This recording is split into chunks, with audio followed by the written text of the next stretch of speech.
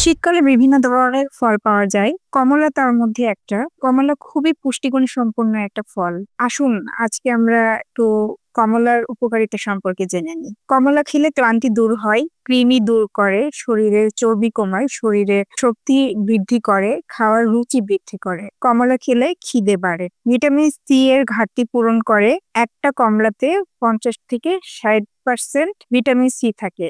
Vitamin C কারণে কিডনিতে পাথর প্রতিরোধ করে। কমলার মধ্যে ভিটামিন এ থাকে যা আমাদের চোখের জন্য খুবই উপকারী। কমলা আমাদের খারাপ কোলেস্টেরলকে হ্রাস করে এবং ভালো কোলেস্টেরলকে বৃদ্ধি করে। রোগ প্রতিরোধ ক্ষমতা বাড়ায়। এটা ফুসফুসের ক্যান্সার, ত্বকের ক্যান্সার প্রতিরোধে সাহায্য করে।